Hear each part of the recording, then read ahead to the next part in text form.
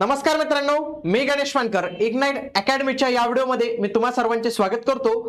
तर नुकतेच स्थानिक स्वराज्य संस्था म्हणजे महानगरपालिकेच्या निवडणुका झाल्या, त्याच्यानंतर आता 12 जिल्हा परिषदा वगैरे यांच्या निवडणुका ज्या आहेत तर त्या देखील संपलेल्या आहेत। आणि याच्यात महत्त्वाची गोष्ट म्हणजे की आता आदर्श आचारसंहिता जे निवडणुकीच्या काळात लागते तर त्याच्या समाप्तीची घोषणा झालेली आहे। आता या समाप्तीची घोषणा झाल्यामुळे दोन महत्त्वाच्या गोष्टी होणार आहेत मित्रांनो। एक, आगामी काळात नवीन जाहिराती येण्याचा मार्ग खुला झालेला आहे आणि दुसरा, वेटिंग लिस्ट जी अडकलेली होती तर ती वेटिंग लिस्ट आणखी क्लिअर होणार आहे। तर याच्याविषयी संपूर्ण माहिती मी तुम्हाला देणार आहे। आता सर्व परीक्षा तुम्हाला माहिती आहे एमपीएससी कडे जायला सुरुवात झालेली आहे आणि एमपीएससी चा मेन जो पाया आहे तो म्हणजे स्टेट बोर्ड। आणि स्टेट बोर्ड हा तुमचा एकदम परफेक्ट असला पाहिजे, जुने नवीन तेही कमीत कमीत वेळेत रिव्हिजन करण्यासाठी। तर याच्यासाठी आम्ही एक लॉन्च केलेला स्टेट बोर्ड फाउंडेशन बॅच, सर्व काही रेकॉर्डेड फॉर्मॅट मध्ये तुम्हाला अवेलेबल आहे, एकदम रिव्हिजन करक स्वरूपात।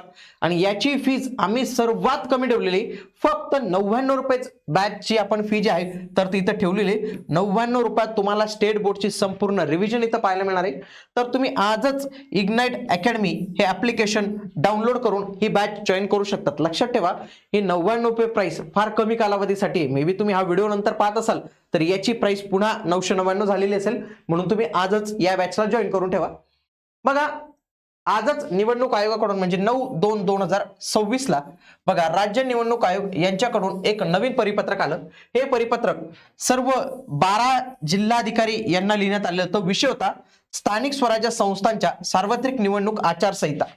मग या विषय होता राज्यातील 12 जिल्हा परिषदा आणि त्या अंतर्गत येणाऱ्या 125 पंचायत समितींच्या सार्वत्रिक निवडणुका संदर्भात आदर्श आचारसंहिता संपुष्टात आणण्याबाबत, म्हणजे आदर्श आचारसंहिता त्यांना संपुष्टात करायची।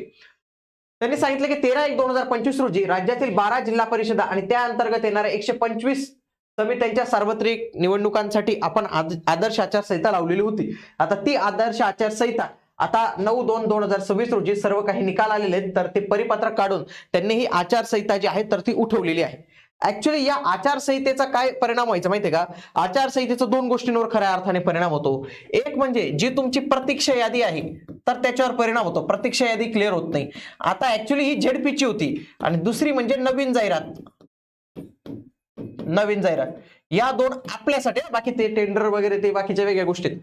बघा, प्रतीक्षा यादी, आता बघा या ज्या 12 झेडपी होत्या, या 12 झेडपी अंतर्गत ज्या काही मागच्या वेळी 2023 मध्ये या झालेल्या होत्या, परीक्षा झाल्या होत्या, आता तुम्हाला माहिती आहे की यांची वेटिंग लिस्ट तुम्ही जर पाहिलं असेल 2 फेब्रुवारी 2026 ला राज्य शासनाचा एक नवीन जी आर आलेला होता।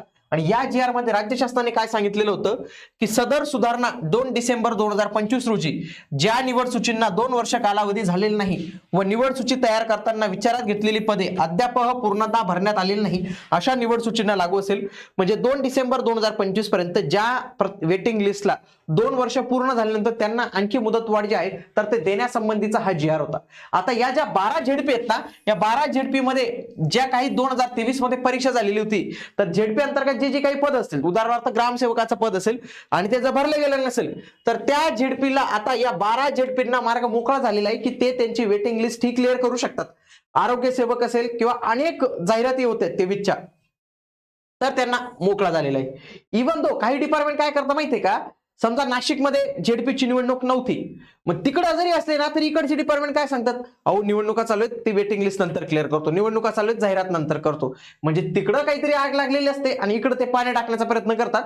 पण आता असं कुठलंही त्यांचं चालणार नाही, म्हणून तुम्हाला जर त्यांनी एक्सक्यूज दिले की निवडणुका आहेत हे, तर तुम्ही त्यांना हे करू नका, तुम्ही त्यांना त्याबाबत विचारणा करू शकतात प्रत्यक्ष यादीबाबत। आणि दुसरी म्हणजे नवीन जाहिरात, नवीन जाहिरातीचं मी सांगतो बघा, प्रत्यक्ष यादीचं बघा, तलाठीचं पण त्यांनी नुकतंच वेटिंग लिस्ट जी आहे तर ती वाढवलेली मित्रांनो। तुम्ही तलाठीचं जर पाहिलं नुकतंच आता तलाठीची वेटिंग लिस्ट 13/3/2026 पर्यंत याला 2 वर्ष पूर्ण होणार आहेत। मग 13 मार्च 2026 पर्यंत तलाठीची वेटिंग लिस्ट वाढवण्यात आलेली आहे। असंच प्रत्येक डिपार्टमेंट ज्यांना 2 वर्ष झालेली नव्हती आता त्यांचे परिपत्रक येणाऱ्या कालावधीत तुम्हाला पाहायला मिळतील।